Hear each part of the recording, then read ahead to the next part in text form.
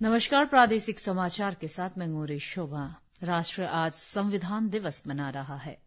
सरकार ने भारत के संविधान को अपनाने के 75वें वर्ष के उपलक्ष्य में आज से साल भर चलने वाले समारोह की घोषणा की है। प्रधानमंत्री नरेंद्र मोदी ने भारतीय संविधान दिवस की 75वीं वर्षगांठ के अवसर पर सभी नागरिकों को शुभकामनाएं दी है। सोशल मीडिया पर पोस्ट में श्री मोदी ने कहा कि संविधान राष्ट्र का मार्गदर्शक प्रकाश है।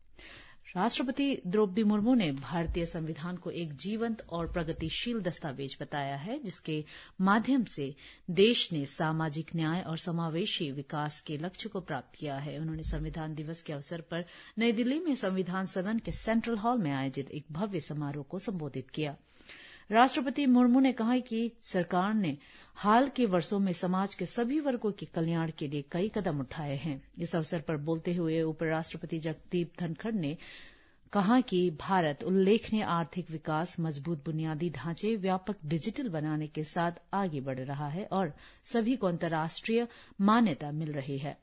मुख्यमंत्री पेमा खांडू ने सोमवार को नामसाई में 2 परियोजनाओं की आधारशिला रखी, जिसमें 7.8 MLD की क्षमता के साथ जलापूर्ति में वृद्धि और 105 करोड़ रुपए की लागत वाली बहु खेल सुविधा और आउटडोर स्टेडियम शामिल है।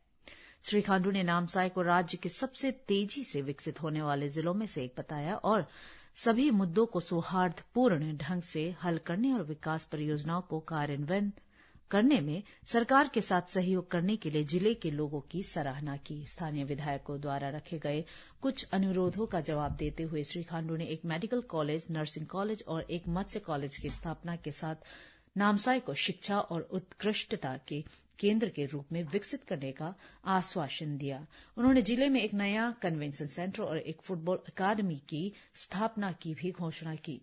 समारोह के दौरान उप मुख्यमंत्री चाउना मेन और विधायक जिग्नू नामचुम और लिखा सोनी भी मौजूद थे।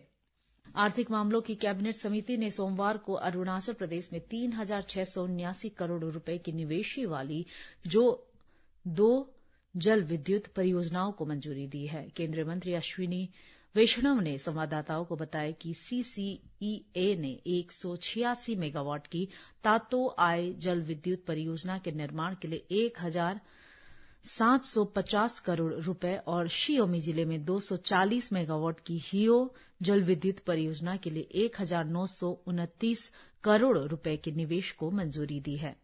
इन परियोजनाओं को north eastern electric power corporation limited NEPCO और अरुणाचल प्रदेश सरकार के बीच संयुक्त उद्यम कंपनियों के माध्यम से कार्यान्वित किया जाएगा।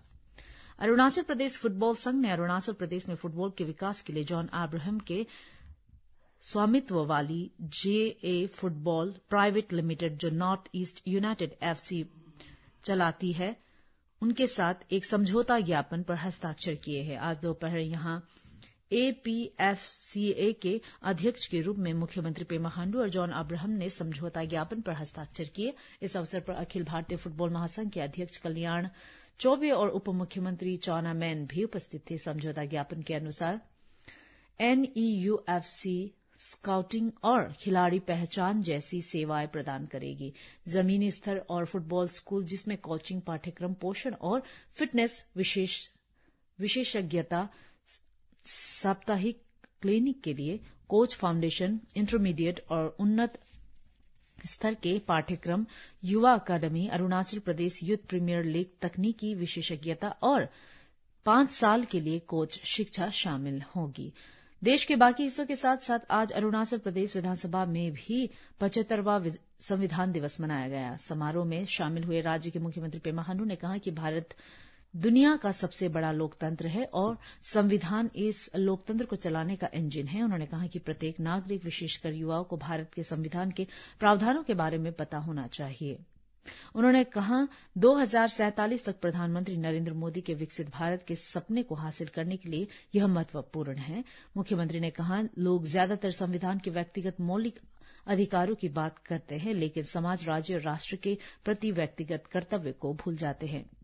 2 दशकों से अधिक समय तक अरुणाचल प्रदेश की सेवा करने वाली बहुमुखी व्यक्तित्व शांतनु भट्टाचार्य का गुरुवार शाम गुरुवार रात पश्चिम बंगाल में निधन हो गया।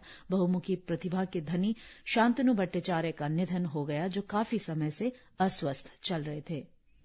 इसी के साथ ये समाचार बुलेटिन समाप्त हुआ। नमस्कार।